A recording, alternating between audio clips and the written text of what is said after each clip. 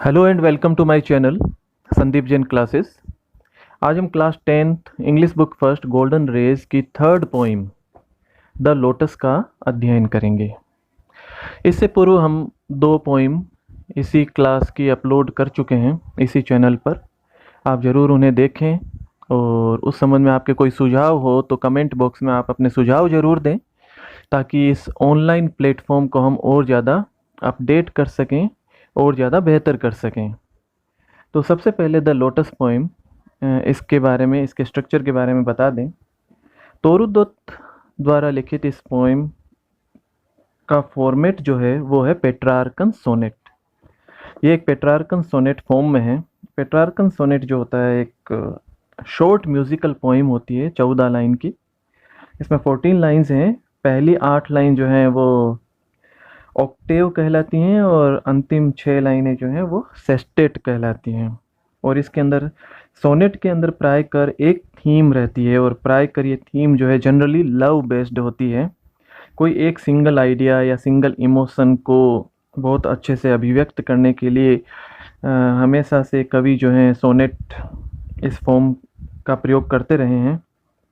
और इसके अंदर तोरू दत्त ने जो इस पोइम की जो थीम है, इसकी जो विषय वस्तु है वो इस प्रकार से है कि अलग अलग फूलों के बीच में विवाद है, कौन सबसे बेहतर फूल है। तो जो theme of the poem is based on A dispute among flowers. Flowers के बीच में एक डिस्प्यूट है, कौन सबसे सुंदर, सबसे श्रेष्ठ फूल कौन सा है। और ये डिस्प्यूट जो है mainly the rose and the lily, इन दो फ्लावर्स में है। ये दोनों आपस में राइवल्स हैं, प्रतिद्वंदी हैं। इनके दोनों के अलग अलग गुट हैं। कवियों के भी दो गुट हैं। जो सपोर्टर हैं रोज़ के, वो रोज़ को सबसे बेहतर फूल बताते हैं, और जो सपोर्टर हैं लिली के, वो उसको सबसे बेहतर फूल बताते हैं। लेकिन जब यहाँ पे हम देखते हैं तो तोरू दत्त ने इंडियन हाँ इंडियन संस्कृति को स्थापित करते हुए और सबसे बेहतर फूल बताया है लोटस को। तो यहाँ पे कवयित्री ने कमल के फूल की प्रतीकात्मक जीत बताई है और इस तरह से भारतीय संस्कृति की जीत स्थापित की है। और कमल क्योंकि एक भारतीय फूल है और भारतीय डेटीज जो देवी देवता हैं उनका एक प्रिय फूल है। और प्राय गुलाब और लिली जो है वो पाश्चात्य फूल को रिप्रेजेंट करते हैं। तो अब हम यहाँ पे कविता का विधिवत अध्ययन करेंगे। Let's begin. Love came to Flora, asking for a flower that would of flowers be undisputed queen. The lily and the rose long, long had been rivals for that high honor. Love came to Flora. यहाँ पे देखिए सबसे पहले love. Love here means the god of love. यहाँ पे love का मतलब है प्रेम के देवता क्यूपिड। तो ये रोमन माइथोलॉजी में क्यूपिड जो है वो प्रेम के देवता हैं। और लव केम टू फ्लोरा, एक समय की बात है, प्रेम के देवता लव वो फ्लोरा के पास में आते हैं। फ्लोरा जो है another deity of Roman mythology, और इन्हें जो है फूलों और बसंत ऋतु की देवी कहा जाता है, goddess of flowers and spring. तो प्रेम के देवता फूलों की और बसंत ऋतु की देवी फ्लोरा के पास में आके एक फ्लावर मांगते हैं, एक फूल की मांग करते हैं। कैसे फूल की मांग करते हैं? That would of flowers be undisputed queen. ऐसा फूल जो सभी पुष्पों में, सभी फूलों में अनडिस्प्यूटेड क्वीन हो। अनडिस्प्यूटेड का मतलब होता है निर्विवाद या निसंदेह, और क्वीन का मतलब यहाँ पे बेस्ट, जो अपनी खूबसूरती के कारण फूलों में सबसे बेस्ट हो, इसलिए अनडिस्प्यूटेड क्वीन। यानी यहाँ लव कहते हैं फ्लोरा से कि एक ऐसा फूल मुझे दें जो सभी फूलों में सर्वश्रेष्ठ फूल हो। The lily and the rose long long had been rivals for that high honour. और इसका इतिहास बताते हुए कहा गया है कि अनडिस्प्यूटेड क्वीन ऑफ फ्लावर्स में दो फूलों में हमेशा से ही प्रतिद्वंदिता रही है, राइवल्स, प्रतिद्वंदी। एक है लिली और दूसरा है रोज। तो लिली और रोज में हमेशा से सबसे बेहतरीन फूल होने के बारे में प्रतिद्वंदिता रही है। ये सबसे हाई ऑनर जो है, यानी सबसे सुंदर फूल होने का सम्मान जो है, उसके प्रति इनके आपस में प्रतिद्वंदिता रही है। तो हमने यहाँ देखा कि लेखिका ने लिली और गुलाब के फूल के प्रतिद्वंदिता का, उनकी राइवलरी का यहाँ पे बहुत ही सुंदर वर्णन किया है। और आगे हम देखते हैं, Bards of power had sung their claims. The rose can never tower like the pale lily with her Juno mien. But is the lily lovelier? Thus between flower factions rang the strife in Psyche's bower. दोबारा यहाँ ध्यान देंगे, birds of power, birds का मतलब कवि, of power यानी ऐसे कवि जो एमिनेंट पोइट्स हैं, विख्यात कविगण हैं। हैड संग देयर क्लेम्स, उन्होंने अपने अपने जो दावे हैं उनको गाया है, संग गाया है यानी दावा किया है। कुछ कवि जो हैं, निष्णात कवि हैं, उन्होंने रोज को सबसे अच्छा फ्लोवर बताया है, और कुछ निष्णात कवि जो हैं उन्होंने लिली को सबसे अच्छा फ्लोवर बताया है। तो the rose can never tower like the pale lily with her Juno mien. लिली के सपोर्टर जो पूरा एक ग्रुप है कवियों का, वो कहता है कि the rose can never tower like the pale lily with her Juno mien, कि रोज जो है वो लिली का एक बात में मुकाबला नहीं कर सकता। नेवर टावर, टावर का मतलब बिल्कुल सीधा होना, लिली के फूल की तरह बिल्कुल सीधा स्थिर होना, तो तन कर सीधा खड़ा होना, स्टैंड स्ट्रेट होना। तो लाइक द पेल लिली, यहाँ लिली को थोड़ा पेल कहा गया है। पेल वैसे यहाँ पे लिली का कलर वाइट होता है, लेकिन यहाँ पेल लेते हुए, थोड़ा पीलापन लेते हुए यहाँ लिली को कहा गया है। With her Juno mean, Juno is another Roman deity, और जो अपनी चाल के लिए, अपनी जेस्चर के लिए, अपनी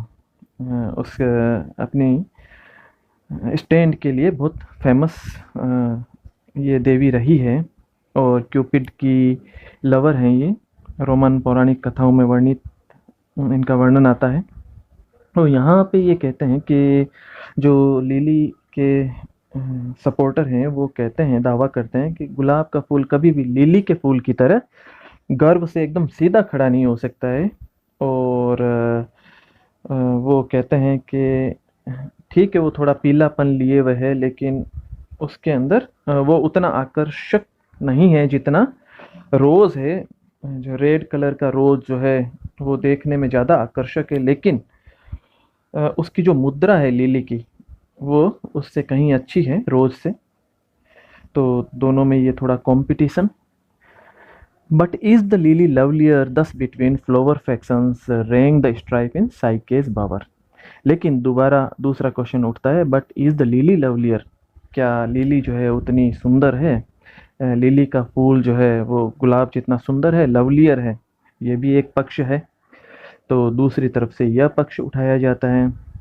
तो इस प्रकार से जो फ्लोवर फैक्शंस हैं, यानी ये जो दो गुट बने हुए हैं, दो ग्रुप बने हुए हैं, फूल प्रेमी कवियों के जो दो गुट हैं, फ्लोवर फैक्शंस, रेंग द स्ट्राइप इन साइकेस बोवर, वो साइके के बोवर में, बोवर का मतलब होता है कुंज, खूब सारे जहाँ पे प्लांट्स, ट्रीज वगैरह एक जगह पे छायादार जो स्थान होता है, जिसको कुंज, निकुंज, लता मंडप कहते हैं। तो साइके जो है वो एक और जो है रोमन माइथोलॉजी की एक और गोडेस है। तो उसके कुंज में ये सब फ्लोवर फैक्शन जो हैं ये आपस में स्ट्राइफ कर रहे हैं, यानी आपस में वाद विवाद, झगड़ा, तर्क वितर्क कर रहे हैं। तो इसमें हमने देखा कि बार्ड्स ऑफ पावर जो हैं, निष्णात कवि जो हैं, उन्होंने दो अपने अपने ग्रुप बना लिए हैं, और एक ग्रुप कहता है लिली सर्वश्रेष्ठ फूल है, और दूसरा ग्रुप कहता है कि रोज जो है वो सबसे सर्वश्रेष्ठ फूल है।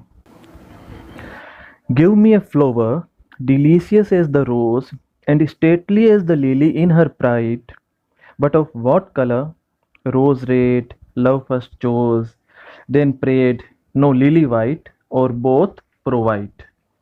तो यहाँ देखिए थर्ड स्टेंजा में हम इसमें थर्ड पार्ट में हम देखते हैं कि give me a flower delicious is the rose. यहाँ पे जो प्रेम के देवता हैं लव, वो फ्लोरा से कहते हैं कि मुझे एक ऐसा फूल दो जो रोज की तरह डिलीशियस हो। यहाँ डिलीशियस का मतलब है आकर्षक हो, मधुर हो, चार्मिंग हो। तो मुझे ऐसा फ्लोर चाहिए जो रोज की तरह तो डिलीशियस हो, और and stately as the lily and her pride, और लिली की तरह अपने शानदार वैभव में, प्राइड का मतलब यहाँ पे ग्रैंड मैजेस्टिक स्प्लेंडिड, वेबर जो है स्टेटली, जो एक श्रेष्ठता है, सम्मान की भावना है, तो उस तरह से हो जो उसमें लिली के फूल जैसा शान और गौरव हो, तो वैसा फूल हो। प्राइड का मतलब यहाँ पे हो गया feeling of honour. And of what colour rose red love first chose then prayed no lily white or both provide. लेकिन जब उनसे पूछा गया फ्लोरा के द्वारा कि उसका रंग कैसा होना चाहिए, तो यहाँ पे गॉड ऑफ लव जो हैं वो थोड़े से कंफ्यूज हो जाते हैं। वो एक बार सीधा उत्तर दे नहीं पाते हैं। पहले वो कहते हैं कि रोज रेड, यानी रोज जैसा लाल रंग हो उस फूल का, और फिर वो कहते हैं नो लिली वाइट, नहीं के लिली जैसा सफ़ेद कलर हो उसका, और फिर वो कहते हैं बोथ प्रोवाइड, नहीं मुझे एक ऐसा फूल लाकर दो जिसके अंदर इन दोनों के रंग हो, जिसके अंदर रोज जैसा रेड रंग भी हो और जिसके अंदर लिली जैसा वाइट रंग भी हो।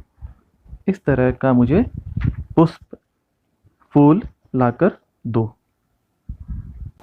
तो यहाँ हमने देखा कि जो लव गॉड हैं वो एक ऐसे खास फूल को पाने की इच्छा रखते हैं जिसमें गुलाब और लिली दोनों फूलों की सुंदरता हो, दोनों का रंग हो, दोनों के जो विशिष्ट गुण हैं वो दोनों हो। अतः उन्होंने निवेदन किया कि एक ऐसा फूल लाया जाए जो गुलाब और लिली दोनों फूलों का मिश्रित स्वरूप हो, मिश्रित रूप हो। आगे हम देखते हैं लास्ट दो पंक्तियों में, and Flora gave the lotus rose red dyed and lily white the queenliest flower that blows. यहाँ पे देखिए कवयित्री तोरू दत्त ने भारतीय संस्कृति की महत्ता को स्थापित करते हुए भारतीय पुष्प लोटस को इन सभी फूलों से सर्वश्रेष्ठ बताते हुए कहा है, and Flora gave the lotus. और जब गॉड ऑफ लव ने कहा कि मुझे ऐसा ऐसा फूल चाहिए, तो फ्लोरा ने उन्हें लोटस ला के दिया, कमल का फूल ला कर दिया। कमल का फूल कैसा? Rose red dyed and lily white, जिसका रंग जो है रोज जैसा रेड भी है और लिली जैसा वाइट भी है, तो गुलाब की तरह लाल भी है और लिली के जैसे सफ़ेद भी है। ऐसा फूल ला के दिया। एंड क्वीनलीस्ट फ्लावर दैट ब्लोज, और ब्लोज का मतलब होता है यहाँ पे खिलने से है, ऐसा मतलब सबसे क्वीनलीस्ट फ्लावर, सबसे सुंदर पुष्प फूल जो खिलता है। तो आखिर गॉड ऑफ लव की इच्छा पूरी करते हुए फ्लोरा ने उन्हें द लोटस जो है सबसे सुंदर पुष्प जो है वो लाकर दिया, जिसके अंदर इन दोनों के ही गुण पाए जाते हैं, इन दोनों का मिश्रित रूप है और दुनिया का सर्वश्रेष्ठ फूल है। तो कमल ऐसा फूल है जो गुलाब और लिली अर्थात दोनों फूलों की विशेषताओं के साथ खिलता है। गुलाब जैसा ये आकर्षक है, मधुर है, और लिली की तरह स्टेटली है, शानदार है, स्प्लेंडिड है। तो अंत में यहाँ कवयित्री ने लोटस को, जो भारतीय समाज में एक सांस्कृतिक प्रतीक समझा गया है, उसको जो भारतीय देवी देवताओं का एक प्रिय फूल रहा है, उसको सर्वश्रेष्ठ फूल यहाँ पे सिद्ध किया है, और इंडियन कल्चरल सिंबल को यहाँ पे इस्टेब्लिश करते हुए उसको सर्वश्रेष्ठ साबित करते हुए और रोमन माइथोलॉजी के एग्जाम्पल लेते हुए उन्होंने इसको सिद्ध किया है। तो अगर आपको हमारा चैनल अच्छा लगे तो आप ज़रूर इसे सब्सक्राइब करें और इस संबंध में कोई भी आपके सुझाव हैं तो सुझाव जो हैं वो कमेंट बॉक्स में ज़रूर आप लिखें और इसको हम और ज़्यादा बेहतर बनाने का प्रयास करेंगे। आपका बहुत बहुत धन्यवाद, आभार।